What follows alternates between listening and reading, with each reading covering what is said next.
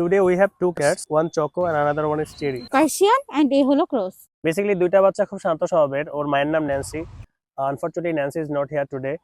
বাচ্চা দুইটার বয়স 1 মাস 20 দিন। ওরা খুবই প্লেফুল। ওর মা অনেক শান্ত স্বভাবের একটা বিড়াল। ওর মাকে আমি নিয়ে আসছিলাম ওর ভদ্রতা, মানে ওর চুপচাপ শান্তশিষ্টটা দেখে। তারপরে ওর মার থেকে আমি পাইছি এই দুইটা কিউট বিড়াল, যাদের সাথে আমার সময় কাটে।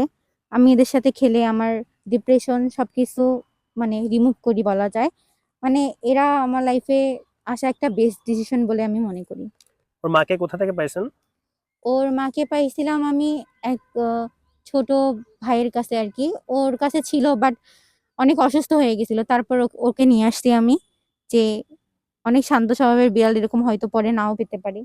তারপরে ও থেকে এই বাচ্চা। ওদের খাবারের মধ্যে প্রথমত আমি একবেলা ক্যাট ফুড রাখি, আরেক বেলা ওদের জন্য এক্সট্রা করে সব সবজি মাংস সবকিছু দিয়ে স্যুপ বানাই দেই।